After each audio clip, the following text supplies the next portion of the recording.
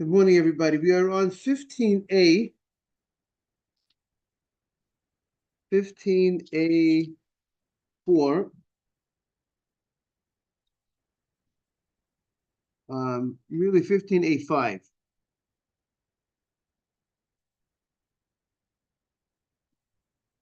The Gemara said, what we're discussing here is there was an enactment that of Tumah, of contamination, that Yossi ben Yoezer and Yossi ben Yochanan, two great rabbis, led the decree that if a person goes into land outside the land of Israel, you will become contaminated. You will receive contamination, whether you're a Kohen, non-Kohen, because there was a concern that the people outside the land of Israel, the non-Jewish community, was not so sensitive to the dead bodies where they would bury them. They would not be careful to bring them to a specific spot. If someone passed away in a certain area, they would dig a hole and put the person underneath the hole. They wouldn't mark it necessarily that someone's buried there. And then what would happen is that people would walk there, you'd be walking over a grave. Also, over the years, people might plow the area. Let's say the person passed away in the field, they would bury it in the field without identifying that it's a grave. And then over the years, when they would plow, they could be knocking apart, breaking apart the body, and little pieces of bone of the body would be exposed, would be in the earth, and come above the earth, come to the surface. And the law is a bone the size of a barley bean. That small has the ability to contaminate a person. If it touches a person, or even if you don't touch it directly, if you carry it, if you lift it up, if you carry it, that would contaminate the person. So therefore, the rabbis, as a result of this, the rabbi said, we're going to decree that any person that leaves the Holy Land, in the Holy Land, they were very careful, marking the graves. They were very sensitive to the Kohanim, to the Cohens, because, and the Gindis, they got to make sure that the Cohens and the Gindis don't get contaminated. The Kohanim don't get contaminated. But outside the land of Israel, the non-Jewish world is not sensitive to it. They don't have these laws. And therefore, the rabbi said, if you walk outside the land of Israel, you will have a status of as if you came in contact with a dead body, and you would have to go through the process, the purification process, which is discussed in Pashas Chukat, with the paraduma, with the red cow, and the ashes of the red cow. They would have to be sprinkled on the person to make him purified. Now, so now the question is, the Gemara wants to understand, when did this happen? When did this enactment, what was the timeline? So we had stated that it was the authors of this enactment were the two Rabbi Yossis. One was Rabbi Yossi, the son of Yoezer, and one was Rabbi Yossi, the son of Yochanan. So the Gemara says, but it seems that that's not the case. It seems that we have a contradiction of the timeline, because we had a quote that 80 years before the destruction of the Second Temple, they made an enactment of contamination of Tumah on the non-Jewish land. 80 years before the destruction of the Second Temple. However, the Gemara says,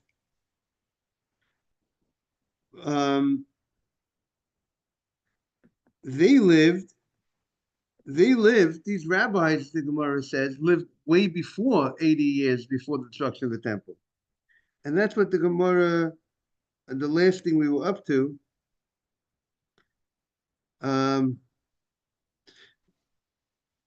the Gemara says, let's say, V'chi Tema. It's on 15A5 on the right paragraph. And if you're going to say that these rabbis lived during the 80 years before the destruction of the temple, but we know that's not so. But Tanya, we learned in a Braita, Hillel v'Shimon Gamliel. Hillel and Shimon Gamliel, v'Shimon, and Shimon, his son. So Hillel v'Shimon Gamliel, God bless you.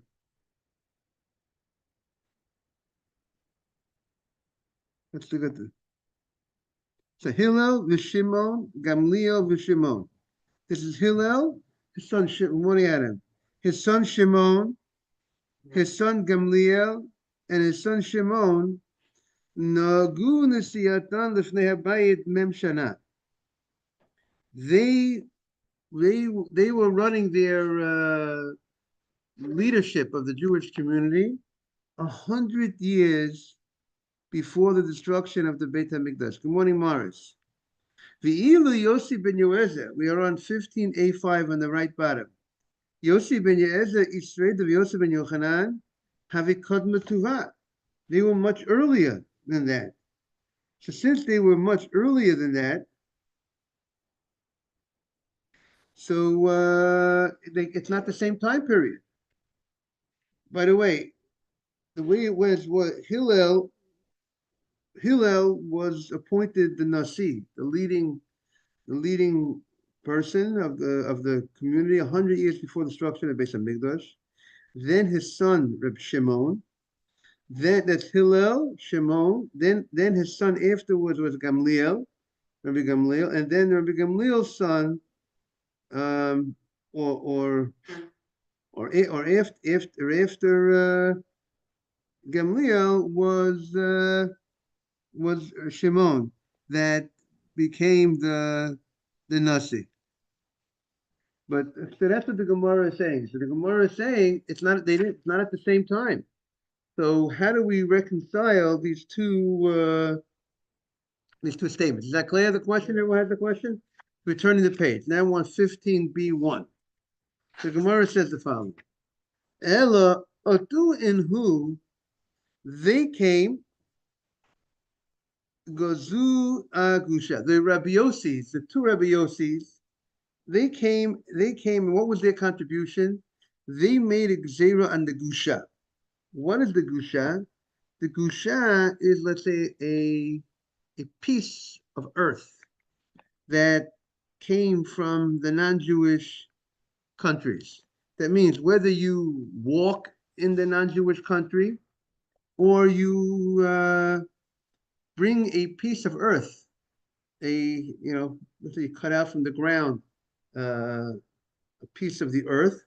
If you bring it to the land of Israel, and if that piece of earth comes in contact with you or comes in contact with the truma, it will contaminate you or contaminate the truma. Because that piece of earth might have within it a little piece of bone. It might be in contact with a piece of bone the size of a barley. And therefore, they made that decree. However, va'avira v'lo klum. But let's say if truma entered the airspace of outside the land of Israel, and it did not touch the ground, they did not decree a contamination on that. For instance, let's say you're in a wagon.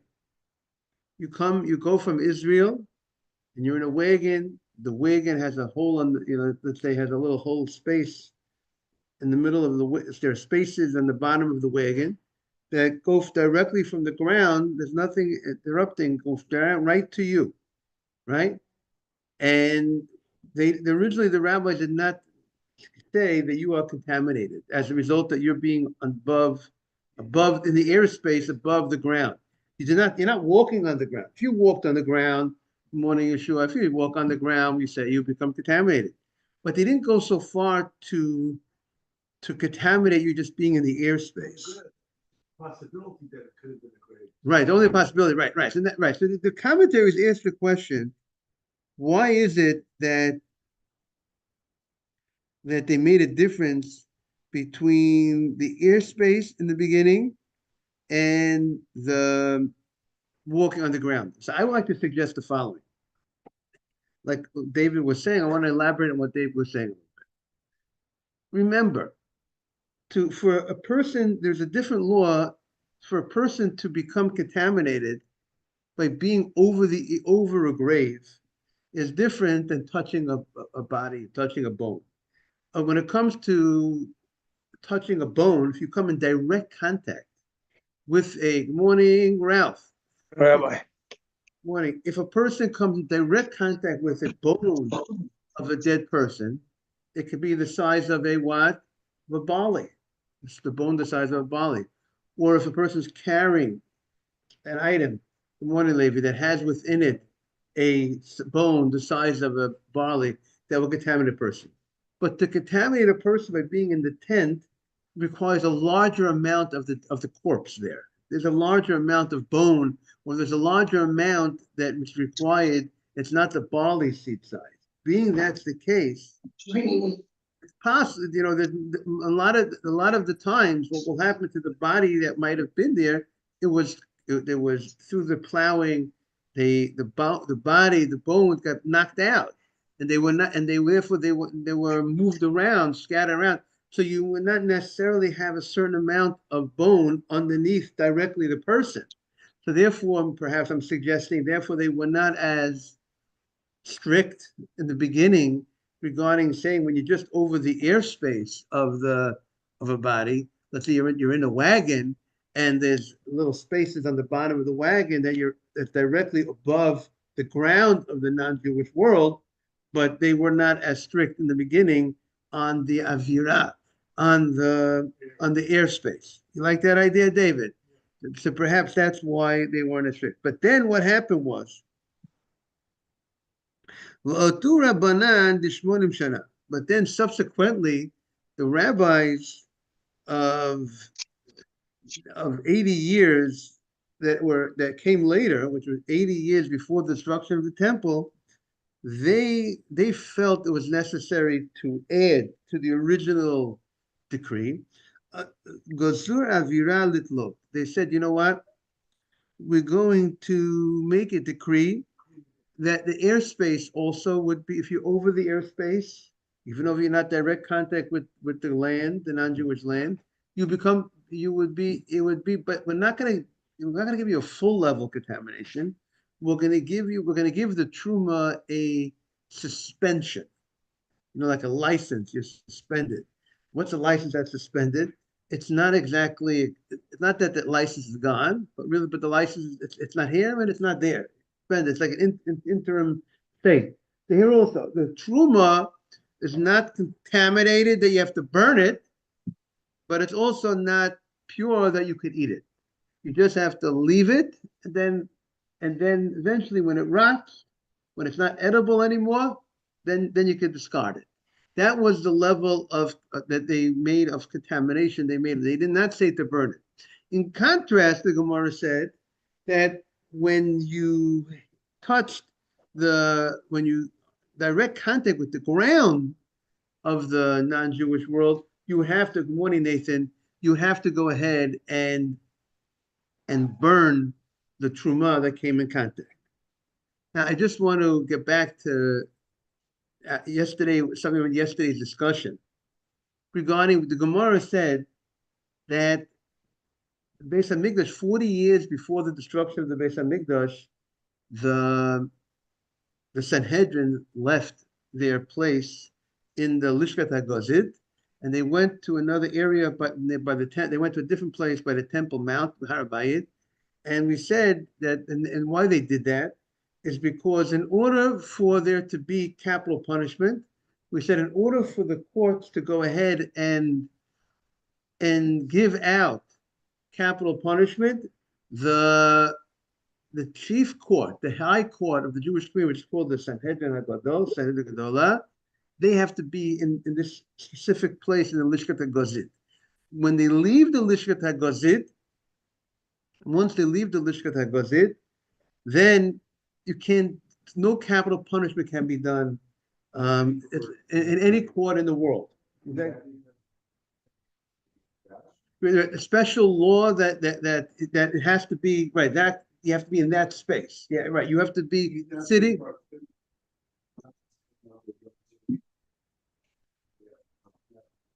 You have to be in that specific room in the Beit HaMikdash. They go back during the 40 years, or they left? So it's Tosfos says there were times, Morning Mar, so it says there were times that when they felt a very big need to, they would go back in to judge those cases. Now, the Gemara says, why did the High Court leave that specific spot? And as a result of that, they were not able to do the capital punishment because they saw there was a lot of murderers going on.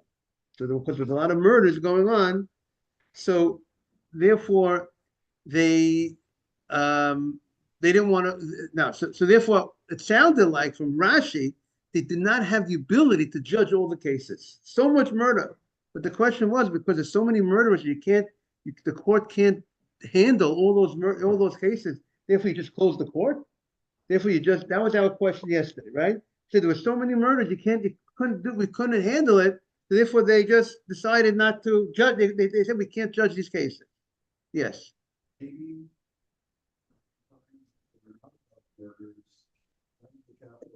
capital case and executing the perpetrator, the murderer, acts as a deterrent to the entire community.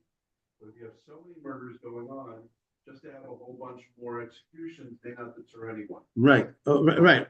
See what I heard that idea is that was one idea Rabbi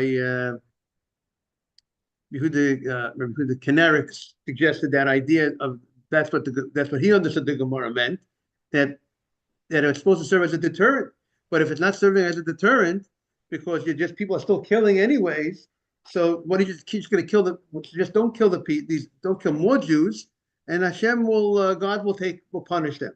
But the only problem with that is there's a mitzvah bihat, you have to remove the evil. So therefore, it's not only killing the murderer. It's not only about deterrent; it's about removing the evil from your midst. Is there a second thing that you don't have a capital case, right? To keep the jail, you remove the evil, but you aren't killing more people. Could be that's a possibility, because there are certain things that they would not kill them, but they would put them like in some sort of area, and they would and the people would die over there without direct killing. But I saw there's a sefer called Avodat David by Rabbi Goldberg from Hell's Cleveland. He suggests possibly when there's so many murderers, they were like gangsters those at that time. There's all different. That's what was going on. There was these factions, and perhaps the court was in danger. The judges were in danger, as you know what happens with the mafia. Sometimes mafia makes hits on the people, on the court people, the witnesses, maybe the judges. So that was he suggested some idea, but someone else mentioned a different. He saw someone gives a different answer. There's like when the court, being at that time 40 years before the destruction of the Beit HaMikdash, what would happen is the Romans were already. They already had a strong hand over us, right? Because the Gemara said that it was, when did the Romans push? It was 180 years before the temple was destroyed. The Pashta spread out the wicked kingdom of the Romans on the Jewish people. So therefore, they already were really controlling they had the political power. And if a Jew would say, if you would judge the Jew, and let's say the Jewish people, your court would say, we're judging you, and then you're obligated death. The Jew the murderer will say, I don't want to be part of the community. I'm going to be part of the Rome. I want to leave the community. I want to be part of the Roman society, and therefore the court will not have the power to enforce it. I mean, the Romans allowed the Jews to do capital punishment against people who are part of the Jewish community. but you don't have any power as a Jewish court to impose Jewish law on and judge people who are Romans. And if they would go ahead and they would opt out and say we're taking the Rome, we want to be part of the Romans, so therefore the court would not have the ability to impose the capital punishment. So if they would go ahead and judge the case, then the person would be obligated, based on the court would be obligated to kill him, and they wouldn't be able to kill him because of the person would just say, I'm taking upon myself the Roman laws. And therefore, they said, so why should we go ahead and judge the guy and obligate him, or we, the court, have an obligation to kill the guy, and then we're not able to do it? So is it better that we put ourselves in a place where we have no ability to kill the guy? So therefore, it's not that we had an obligation that he was supposed to be killed by the court, but he's not being killed, and he's not going to opt out for that other release. That was a idea that someone else suggested based on the time period that was going on. But it's a matter of great discussion. Our question that we asked yesterday is a matter of great discussion. Now, so the Gemara says the following. Lememra, we are now on 15b. We just said that originally the two Rabbi Yossis, they made a enactment, they made a gzeirah that when a person would go into non-Jewish territory, you go into outside the land of Israel, because they weren't careful with the corpses, and bones could be around from the dead bodies as a result of the plowing of the fields and so on and so forth. They said if you walk outside the land of Israel, you will become contaminated. How do you like that, Morris? Just walking in on the ground and chutz la'aretz. Now, and if truma came in contact with the ground, or you came in contact with the ground, subsequently touched truma, that truma will have to be burnt, cannot be eaten, will have to be burnt. So now the Gemara is now questioning this statement that the original rabbis, the first time they made a decree about the land of the non-Jewish community, they already went that far to say that we're gonna treat the truma as if it's definitely contaminated because you went into non-Jewish land and you burned the truma. Remember, for now we're going to talk about three possibilities. Truma could either be in a state of purity, which you eat, you don't burn. Truma could be a state of contamination, which you burn. You could benefit from the burning, you could use it as fuel, but you could burn. Then there's something called the middle stage called tolin, suspended. It's not burnt, you can't burn it. It's not that level of contamination, you burn it, but you can't eat it. Just leave it until it rots, and then you could throw it out. That is the possibilities. Why not? That would be Because to actually burn something which you don't know that it is contaminated is a big deal. To go ahead and take that level of burning it. So now the Gemara says, Lememra, and what did the Gemara want to say at this point?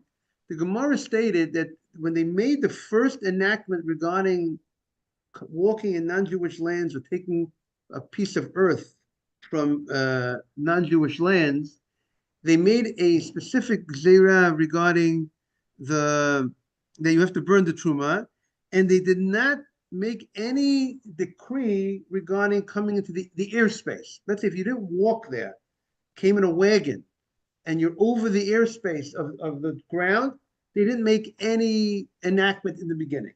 That's what the Gemara said. They only were strict about if you came in direct contact with the ground, or you carried a piece of the ground or you were carrying a piece of the ground, you came in contact with the ground, walking on the ground, carrying a piece of the ground.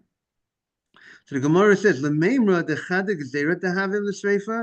are you telling me that there is one gzeira regarding the first. There was one decree. The first decree was that you have to go ahead and burn the truma if you were walking in. If you walked with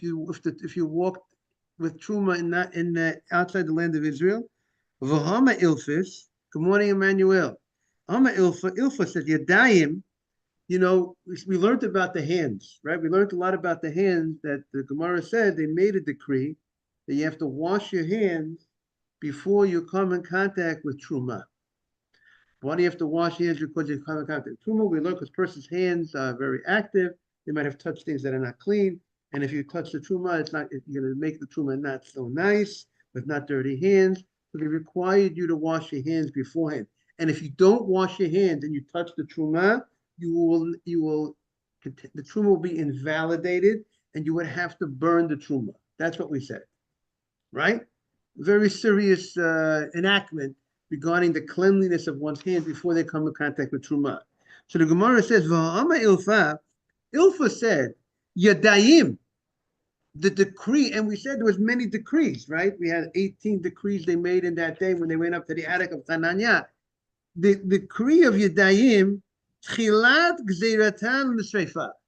That decree, when they made the decree, they said over there that if your hands touch the truma without washing your hands, you have to burn the truma. That one, Yadayim, he specifies that decree of Yadayim is the one that the first of the rabbis said you have to burn truma. What's the implication? All others not. The other decrees, they weren't as strict. This decree, when they opened up the decree, like the president, opening day, boom. He's being very, you can have, sometimes you could say, no, you open up a little light and you open up a little. They were very, this decree, they came out flying. But everything else, they didn't say they have to burn. And you're telling me that when they made the decree regarding Eretz Amim, the non-Jewish lands, you're telling me they made the decree right away. If you go into non-Jewish lands, you walk into non-Jewish lands, you stepped on the ground, and then you touch truma, you have to burn the truma. But we said that's not the case. We said they only are so strict by the hands. So the Gemara says, the hands, the original gezerah that have to burn the truma. But the other cases, like Nathan said, you will not have to burn. So we have a contradiction.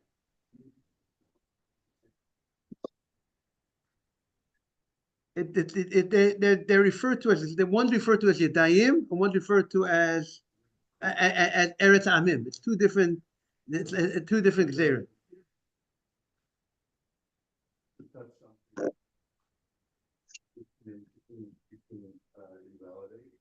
Your feet are touching the ground, whatever, and it might be the same principle. Yeah, but we're not saying if your feet. We don't say a person's feet will contaminate truma if your feet touch, unless by saying you walk in the Eretz Hanokrim, you were saying the same. You might be saying the same. Yeah, but it's working with different principles.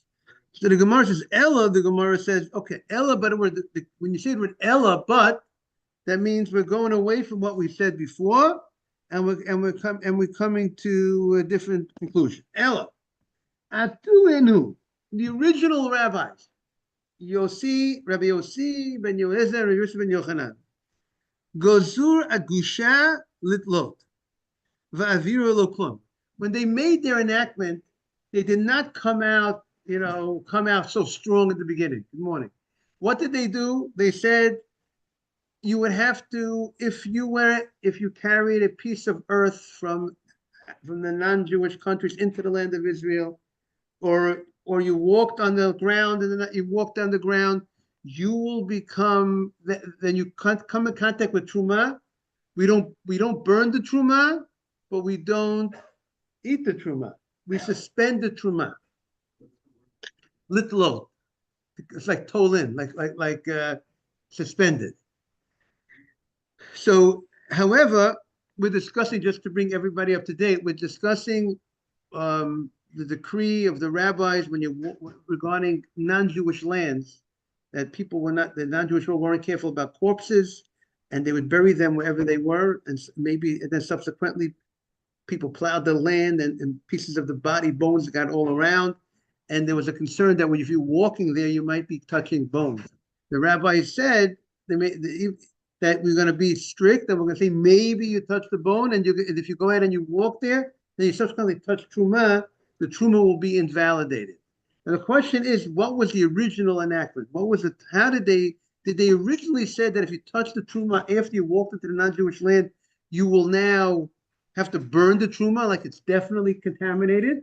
Or did they treat it like a safek, like it's a truma that might have been contaminated? You don't know what's contaminated. Generally you will say you don't eat it, but you don't burn it. So they want to say now, originally they made the enactment that it's suspended. They weren't so strong in the enactment. They didn't consider it like, you don't treat it like definitely contaminated, but you won't be able to eat it. So but the rabbis, later on, the rabbi said we have to be stricter about it. And they said, Gozur Agusha Lisrof, they went ahead and they said that you have to actually burn the truma. If you went ahead and you walked into the non-Jewish country, and then you subsequently touch the truma, we're gonna say you are gonna treat the truma as like any truma that was definitely contaminated, and you would have to burn the truma. And they also upped it another notch. Va'avira litlo. And they said if you come into the airspace of non-Jewish world, if you're walking in, if you come in with a wagon, they're driving you in a wagon from Israel, flying, and you're going, but it could be, but here we're talking about, and flying is interesting because you're totally, you're insulated, but enclosed, but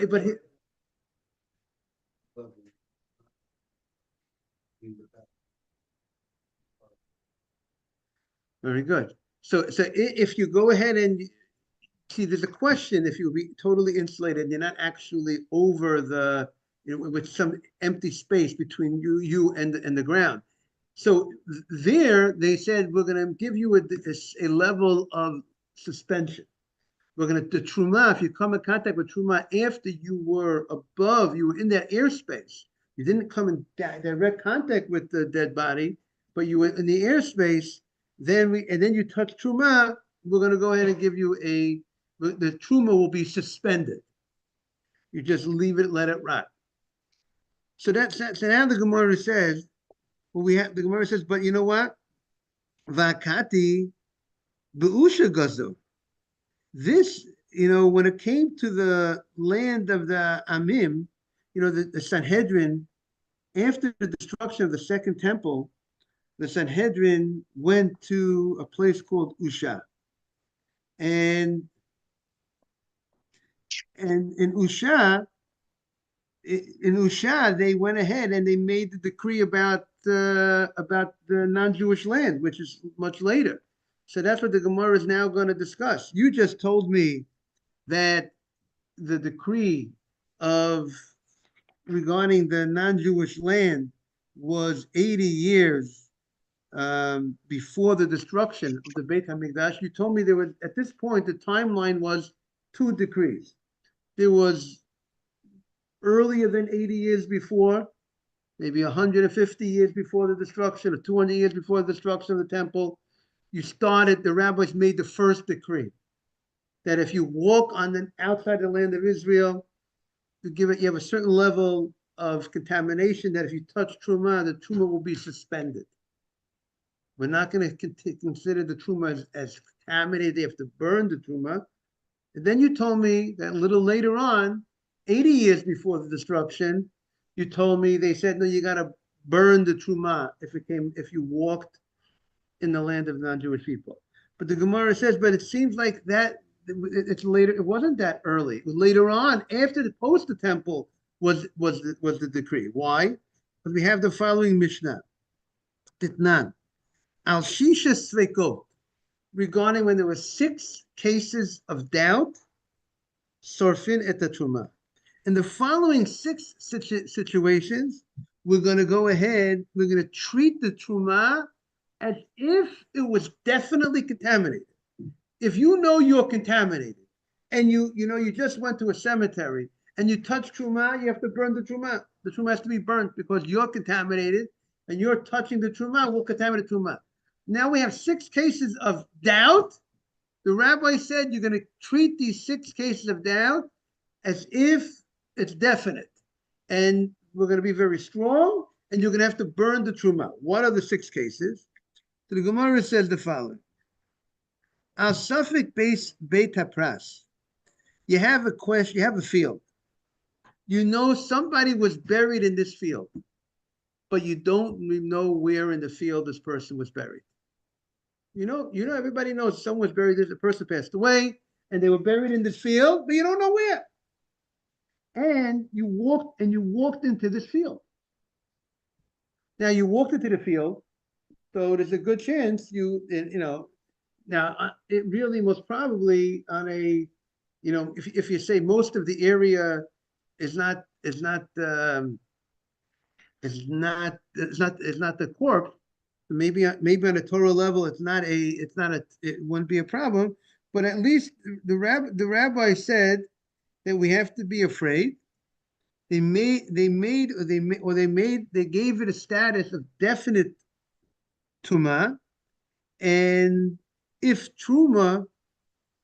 you brought truma there, you would have to burn the truma. That if you walked into that place with truma. Case number 2, al-safek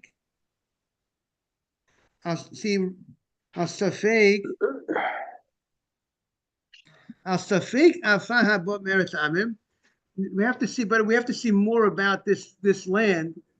It would, meaning, is there on a Torah level, what would we say about this land? Or is it just a rabbinic? What'd you say? Let's say you have truma. Let's say a field, a Jewish field. Let's say a Jewish field. This could be even Israel. This could be even Israel. You don't know. You know someone was buried in this field, and now you walked in the field. You don't remember you don't know where the person was buried. So we have to see more on a Torah level what status would the field would you have, but at least on a rabbinic level, the rabbis say that we're going to be strict. If the two of you came in with truma, see Rashi says, what does Rashi say? Rashi says truma that entered into this place. And you don't know if the truma was above the body or not above the body. So that's what we say. In that case, we say you have to burn the truma. We'll see more tomorrow, the other 5 cases. I want to wish everyone a beautiful day. I want to thank everybody for joining. All the best. Ralph, Asaf, Emmanuel, have a beautiful day. You too, Rabbi. Say hello to David Cohen for me. Yeah. David was about to tell you hello, Ralph. Says he misses you, Ralph. I miss him too. He misses you too. All the best. Thank you. Bye-bye. It was permanent. It wasn't a mishkan. It was a permanent building. No, it was